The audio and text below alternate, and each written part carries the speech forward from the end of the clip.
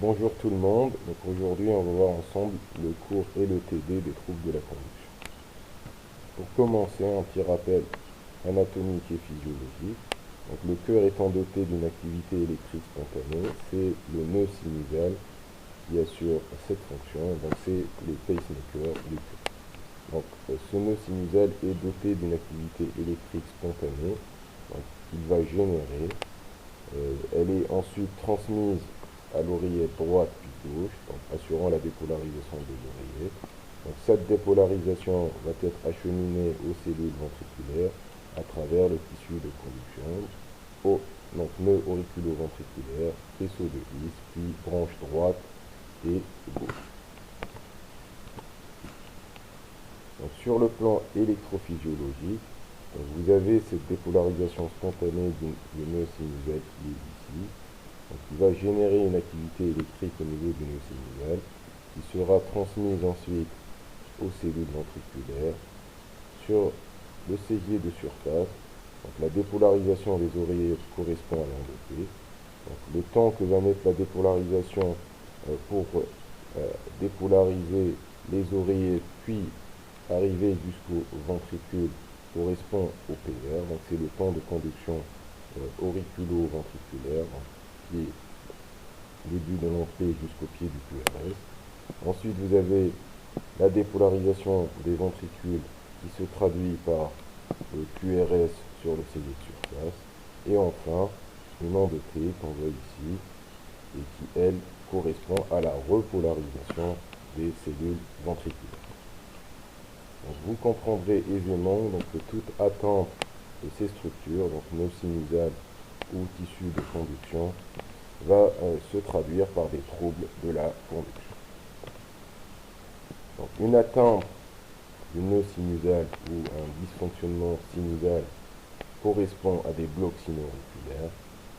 Une atteinte de la conduction auriculo-ventriculaire va correspondre à des blocs auriculo-ventriculaires.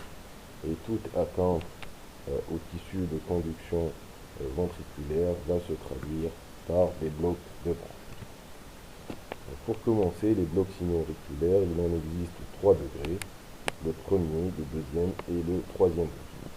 Donc pour ce qui est du premier degré, on ne note rien sur le CG dessus. Donc concernant le bloc sino-auriculaire du deuxième degré, donc on notera une interruption de façon intermittente des ondes P ou bien de l'activité sinusale si vous voulez. Il en existe deux types, un type 1 de Blumberger et un type 2. Donc le type 1 est caractérisé par des périodes de vent qui battent, on verra ce que c'est par des exemples. Et le type 2, c'est une interruption intermittente de l'activité du nœud sinusal qui va se traduire par des pauses. Ces pauses-là seront des multiples des intervalles PP de 20. Et pour finir, donc le BSA de troisième degré, donc le rythme sinusal va s'interrompre et sur un ECG de surface, on notera une disparition des ondes P et l'activité électrique étant assurée par des rythmes d'échappement qui peuvent être auriculaires, jonctionnels ou ventriculaires. Donc premier exemple, donc bloc sino-auriculaire de deuxième degré de type 1. Donc regardez ici, donc sur le tracé ECG, donc vous avez un rythme sinusal ici, donc P QRS, donc on P sinusal QRS, P sinusal QRS, et là on note en vide. Et quand on analyse ce vide, en agrégat, on remarque qu'il n'y a pas d'onde P, donc il y a une onde P qui manque. Et quand on revient en arrière, donc on voit que la fréquence cardiaque a tendance à augmenter. Et l'intervalle PP qui encadre la pause, donc regardez, donc P n'est pas un multiple des PP qui ont précédé. C'est ce qu'on appelle une période de ventilation. Donc ici, donc on va voir un BSA de deuxième degré de type 2. Donc pareil, donc les BSA de deuxième degré, on l'a déjà dit, donc c'est des interruptions de l'activité sinusale ou des ondes P sinusales et sinusaux qui vont manquer sur un tracé ECG. Donc regardez ici, il y a une pause. Et quand on analyse cette pose, donc on note que l'intervalle pp qui encadre la pose est un multiple de l'intervalle pp qui l'a précédé, c'est-à-dire ici, par exemple, donc le pp est égal à 2 fois le pp qui l'a précédé. Donc, en gros, il y a une seule en p qui monte ici, et la période qui précède la pause est une période qui est stable, fixe, il n'y a pas d'augmentation ou de diminution de la fréquence temps. Et pour finir, donc le BSA de troisième degré, donc c'est plus simple, donc il y a une disparition des ondes P sur le tracé ECG, donc regardez ici, donc il n'y a pas d'onde P, puis on note une réapparition ici de quelques ondes P, ensuite une disparition des ondes P, et le rythme est un rythme d'échappement jonctionnel ici. Donc là, on vient de voir les blocs sino-auriculaires, donc on va passer aux blocs auriculo-ventriculaires, donc qui eux sont la résultante d'une atteinte du tissu de conduction auriculo-ventriculaire. Donc là aussi, il en existe 3 degrés, donc le BAV de premier degré, le BAV de deuxième degré, et pour finir le BAV de troisième degré ou le BAV complet. Donc on va commencer par le BAV de premier degré qui est le plus simple. Donc le BAV de premier degré va se traduire sur un ECG de surface par un prolongement du PR qui est constant, donc c'est important, donc le PR est allongé et constant, donc, et il est supérieur à 0,2 secondes. Donc le BAV de deuxième degré, donc il en existe deux types là aussi, donc le Mobitz 1 et le Mobitz 2. Donc le Mobitz 1, donc, on va noter sur un ECG de surface un allongement progressif du PR jusqu'à interruption de la conduction, c'est-à-dire jusqu'à apparition d'une onde P qui n'est pas suivie d'un QRS, on dit que cette onde P est bloquée. Le Mobitz 2, donc c'est un blocage inopiné des ondes P, donc on verra quelques exemples. Et pour finir, donc le BAV de troisième degré, où on note une dissociation auriculo-ventriculaire. Donc c'est quoi? Donc c'est des ondes P qui ne seront pas conduites et on aura une activité électrique à l'étage auriculaire qui est complètement dissociée de celle de l'étage ventriculaire. Donc voilà, donc premier exemple, BAV du premier degré. Donc regardez, donc le PR est allongé et de manière fixe, donc il n'y a pas de variation de PR. Donc ici on note un PR qui est supérieur à 0,2 secondes. Deuxième exemple, donc un BAV de deuxième degré Mobitz 1. Donc regardez, donc, le PR ici à l'état de base est allongé et il continue à s'allonger jusqu'à blocage d'onde P. Donc sur le deuxième tracé c'est encore plus visible. Donc regardez la différence qu'il y a entre ce PR là et ce PR-ci et on finit par avoir une onde P qui est bloquée, puis l'activité repart ici comme là. Donc troisième exemple, donc un BAV de haut degré, donc ici c'est un BAV 2 pour 1, donc vous avez une onde P qui est conduite, puis une onde P qui est interrompue ou bloquée son QRS.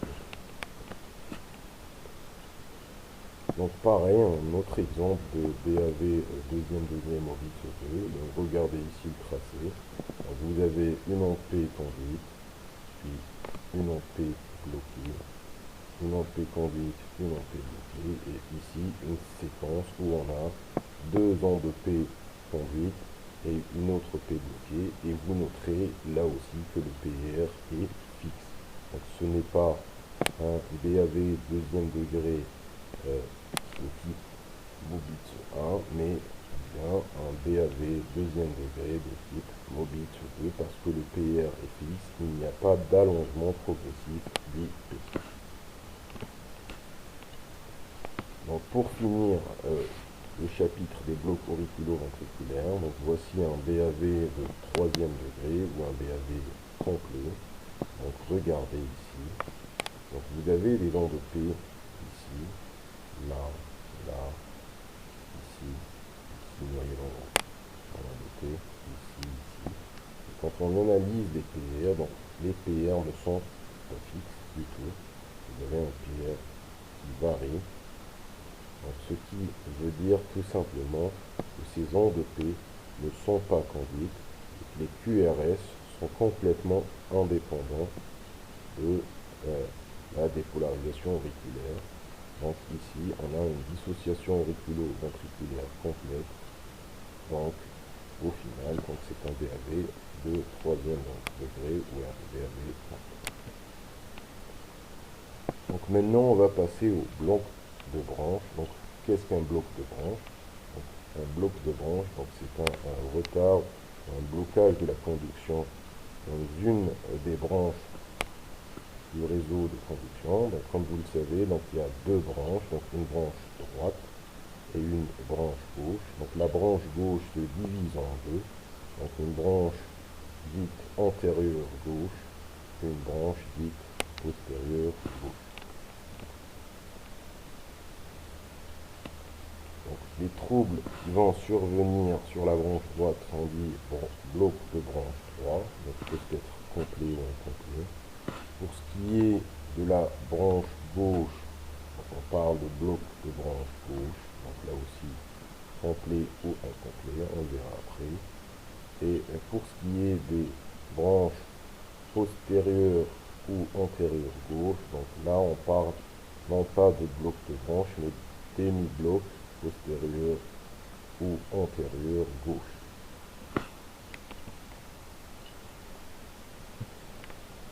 On va commencer par le bloc de branche 3.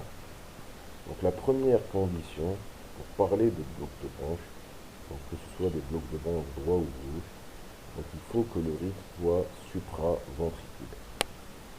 Avec un PR qui est supérieur ou égal à 0,12 secondes. Donc en d'autres termes, on doit s'assurer que la conduction vient des oreillettes et passe réellement par le tissu de conduction. Donc ensuite, on note un élargissement du QRS. Donc on parle de bloc de branche complet quand cet élargissement est égal ou supérieur à 0,12 secondes et de bloc incomplet quand cet élargissement est égal ou supérieur à 0,08 secondes et inférieur à 0,12 secondes. Donc, on note dans les blocs de branche 3, que ce soit des blocs de branche 3 complets ou incomplets, d'un aspect R, S en S, R' ou R' en V1, et d'un empattement de l'onde S en V1, V6. Voilà à quoi ça correspond. Donc ici, vous avez une onde P sinusale et un PR supérieur à 0,12 secondes. Donc il y a un aspect R, S, R', avec un empattement de l'onde S en V6. Donc je répète, donc R, S, R' en V1 et un empattement de l'onde S, c'est-à-dire un élargissement de l'onde S en V6. Voilà un tracé ECG où vous avez d'abord un rythme sinusal ici, donc un PR qui est supérieur ou égal à 0,12 et un aspect R, S, R' en V1 avec un empattement de l'onde S ici en V6. Donc ceci correspond à un bloc de branche 3. Donc il est dit complet tout simplement parce que la durée du QRS est supérieure à 0,12 secondes. Donc les blocs de branche gauche, donc même condition initiale, donc un rythme supraventriculaire avec un PA supérieur de 0,12 secondes, donc un élargissement du QRS. Donc pour faire simple, on va dire c'est les mêmes durées, donc 0 supérieur ou égal à 0,12 secondes pour dire que c'est un bloc de branche gauche complet, et entre 0,08 et 0,12 secondes pour dire que ces blocs sont incomplets. Et par rapport aux aspects, donc un aspect R exclusif ou un aspect dit en M en V6 cette fois-ci et V1, et un aspect QS de V1 à V3 avec des ondes T négatifs de V4 à V6. Donc voici un exemple. Bon, pareil, donc on commence par le rythme, donc un rythme ici sinusal avec un PR qui est supérieur ou égal à 0,2 secondes, et vous noterez donc l'aspect en M en V6 et des ondes T négatives, et ça ici, et un aspect QS, c'est-à-dire en gros la première déflexion du QRS étant une déflexion négative, et en V1, V2. Donc ce bloc est complet, là tout simplement parce que la durée ici, elle est supérieure à 0,12. Donc brièvement, donc les n-blocs, donc l'n-bloc antérieur gauche, donc on va noter une déviation axiale gauche au-delà de -30 avec un aspect Q1 S3. Donc voici un exemple. Donc, vous avez un complexe QRS ici qui est négatif, donc négatif en AVF et positif en V1. Donc on est dans le cadran supérieur droit du double triaxe de Bayes-Corbera avec un complexe qui est franchement négatif en V2, donc un axe au-delà de -30. Donc il est calculé ici à -50. Donc premier critère établi, donc déviation axiale gauche au-delà de -30, avec un aspect dit de donc S. Ici vous avez une concurrence en AVL, une concurrence V1, donc c'est Q1 et S3, donc vous avez une S profonde en V3. Donc je répète, premier critère, déviation axiale gauche au-delà de -30, on l'a vu, et ensuite donc un aspect passant Q3, donc, Q1 S3, donc une onde Q ici en V1 et une onde S profonde en V3. Donc pour ce qui est du l'hémibloc postérieur gauche, donc c'est l'inverse. Donc vous avez une déviation axiale droite, donc au-delà de 90 degrés, et un aspect passant Q3. Donc voilà un ECG de déviation. Donc vous avez un rythme sinusal, une petite sinusale ici. Donc on va calculer l'axe du cœur. Donc vous avez un complexe QRS négatif en V1 et un complexe QRS positif en AVL. Donc on est dans le cadran inféro-gauche, soit un axe au-delà de 90 degrés. Et quand on regarde en V3, donc vous avez cette onde Q ici, et une onde S profonde en V1, donc un aspect passant Q3. Voilà, donc les deux critères sont réunis, donc une déviation axiale droite au-delà de 90 degrés, et un aspect passant Q3 qui nous font dire que ceci est un hémibloc postérieur gauche. Donc on a fini de voir les aspects ECG des troubles conductifs. Donc maintenant on va voir un peu de clinique. Donc on va commencer par les dysfonctions sinusales. Donc il faut bien interroger les patients et voir quels sont les antécédents de ces derniers pour justement pouvoir s'orienter et trouver l'étiologie de ces dysfonctions. Donc quels sont les signes fonctionnels? Donc ça va des patients asymptomatiques. Et dans les formes graves, on peut noter des hypotonies et des symptômes qui sont dus à des pauses prolongées ou à des bradycardies. Donc des palpitations dues essentiellement à l'irrégularité du rythme qui peut accompagner ces troubles conductifs, voire des troubles cognitifs quand ces patients ont des fréquences cardiaques longues et qui sont âgés et que cela dure depuis longtemps. Ça peut amener des troubles cognitifs chez ces patients chroniques.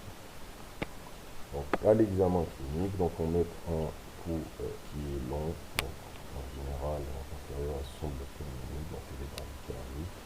Donc il faut examiner les patients de la tête aux pieds pour essayer de voir un peu et rechercher une cause à ces troubles de la conduite.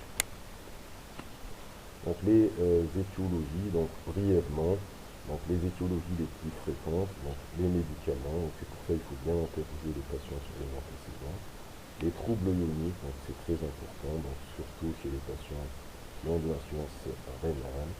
Donc l'étiologie dégénérative qui est la plus fréquente chez les sujets âgés, donc le malaise vagal et les infarctus.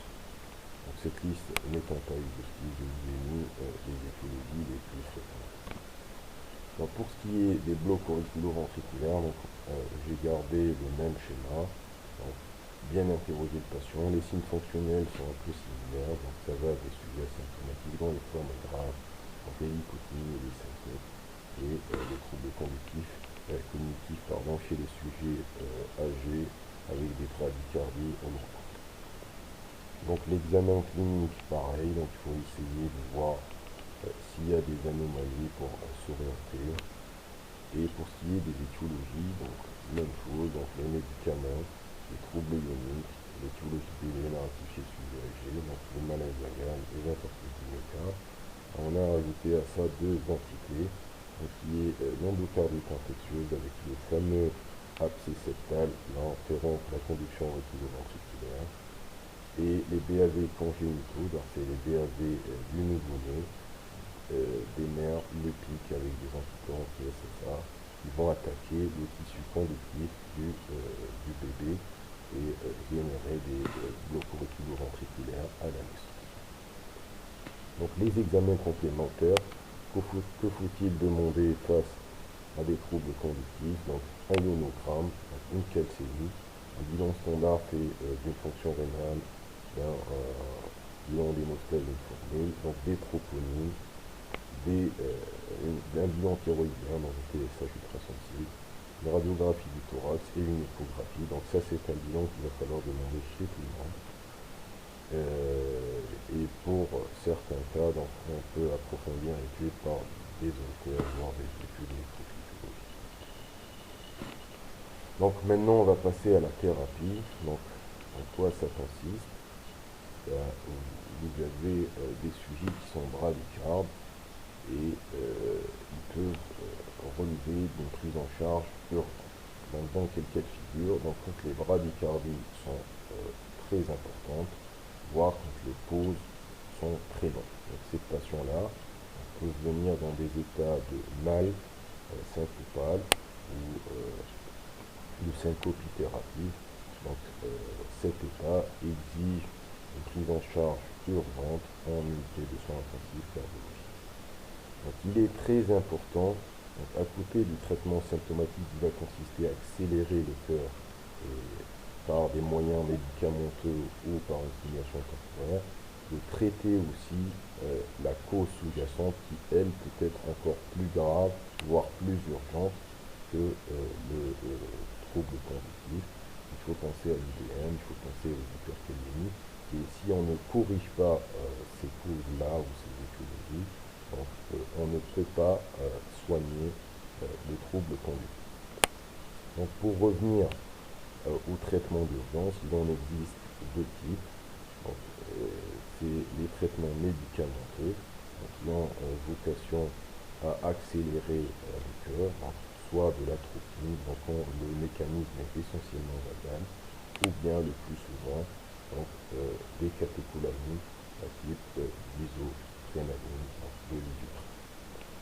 Quand ceci n'est pas suffisant, donc il y a indication de mettre une sonde de stimulation temporaire qu'on met par voie veineuse, donc le plus souvent par la veine fémorale, et on achemine une sonde au niveau du ventricule droit, à travers laquelle on va délivrer une activité électrique.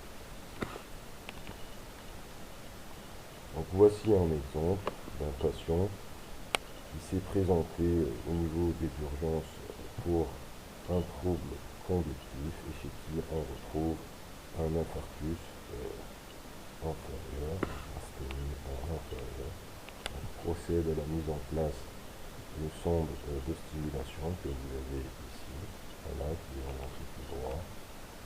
Et voilà la coronarographie. Donc vous avez une occlusion thrombotique de la coronée à droite. Donc on débouche cette coronée à droite et vous montrez, voilà, donc qu'après avoir débouché cette coronée à droite, on a pu enlever la sonde de stimulation parce que tout simplement le patient a repris une activité électrique normale, la cause de ce trouble conductif étant traitée.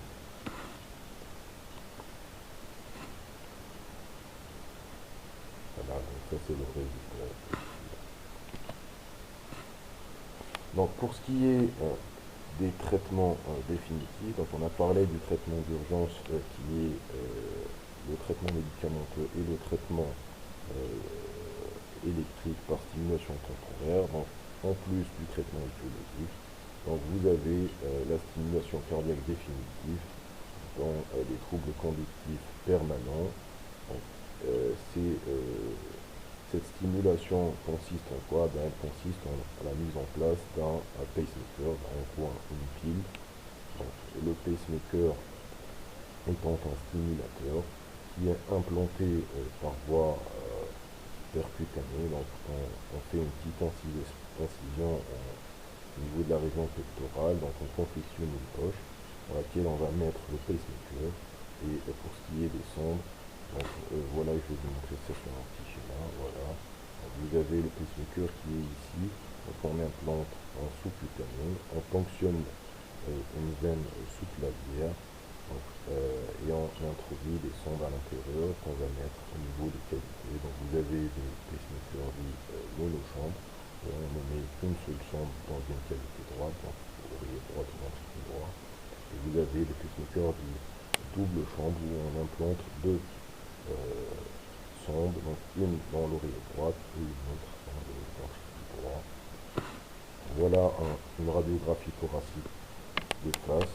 Donc montrons un pacemaker ici double chambre. Vous avez le pacemaker ici au niveau de la région pectorale. Et vous avez deux sondes, donc une dans l'oreille droite et une deuxième qui est elle dans le ventricule droit.